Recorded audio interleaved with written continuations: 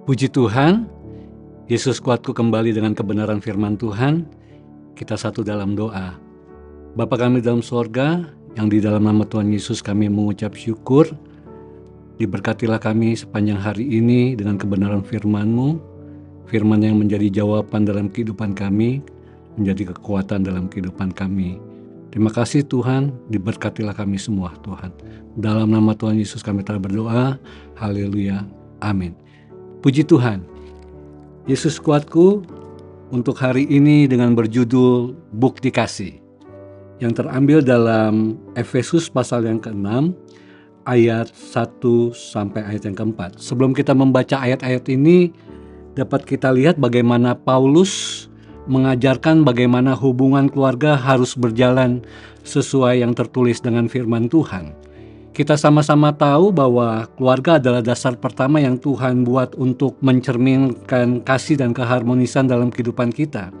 Bahkan dalam 1 Yohanes pasal yang ketiga ayat yang ke-18, kasih itu diajarkan kepada saudara dan saya, dikatakan marilah kita mengasihi dengan perbuatan dan dalam kebenaran. Kata kebenaran artinya dalam kita menghormati Tuhan. Kalau kita kembali dalam Efesus pasal yang pertama ayat yang ke-1 sampai ayat yang ke-3 saja yang kita baca, firman Tuhan katakan, "Hai anak-anak, taatilah orang tuamu di dalam Tuhan, karena haruslah demikian. Hormatilah ayahmu dan ibumu.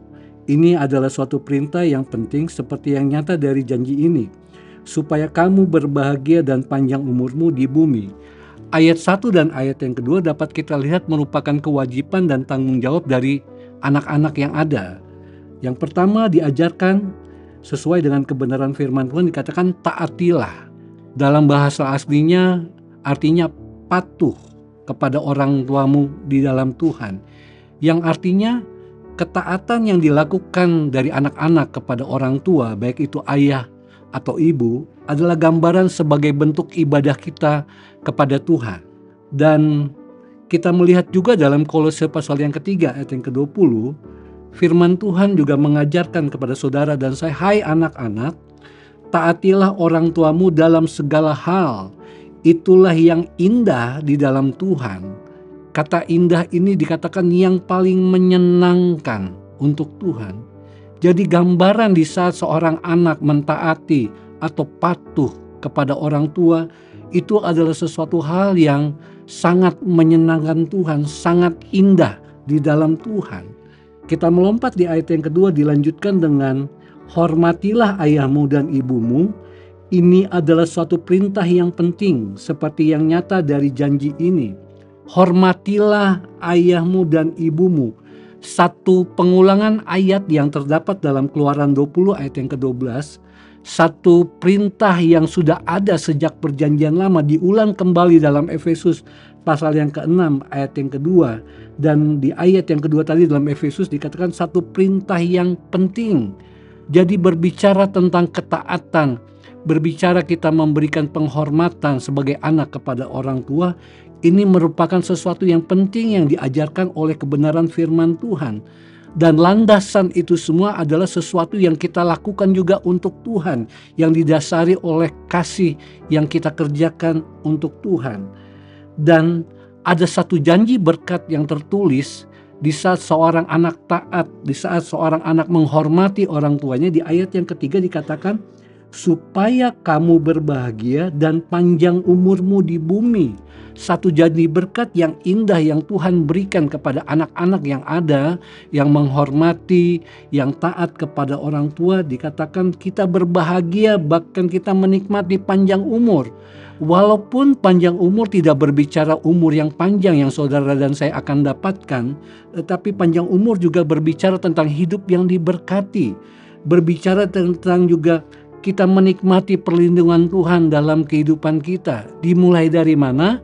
Dimulai dari seorang anak taat dan menghormati orang tuanya.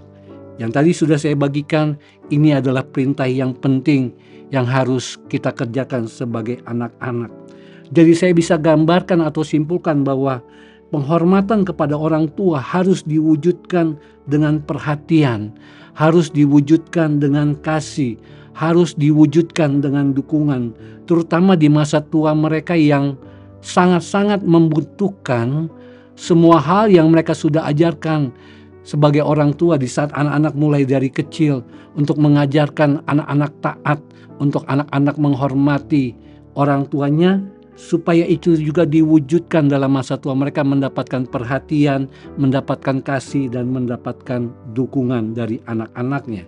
Kita masuk di ayat yang terakhir, di ayat yang keempat dalam Efesus pasal yang ke-6.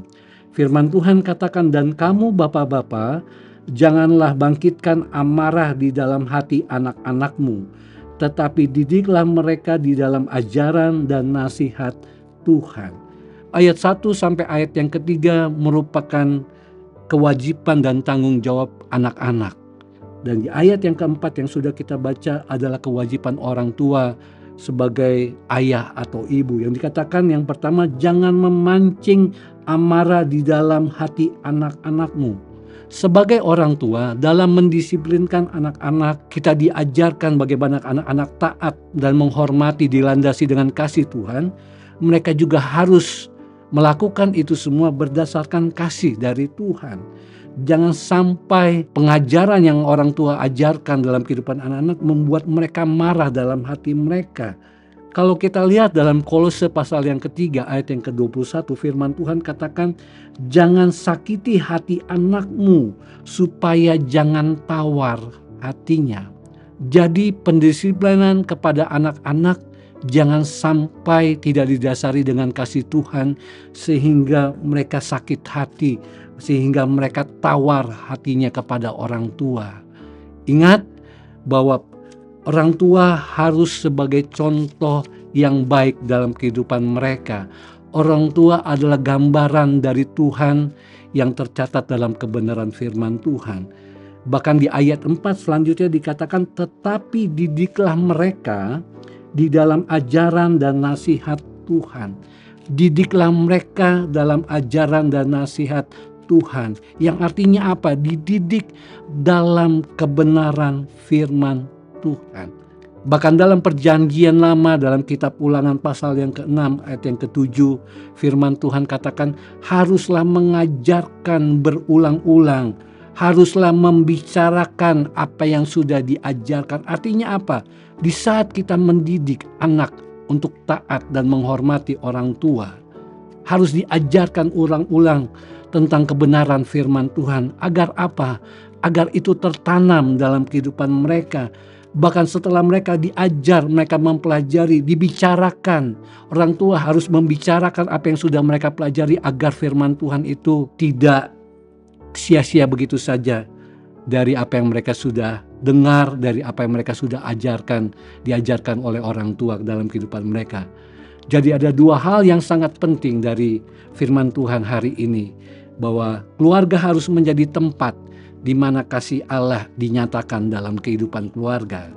Dan yang kedua, keluarga yang harmonis terjadi ketika setiap anggota keluarga menjalankan perannya sesuai kebenaran firman Tuhan.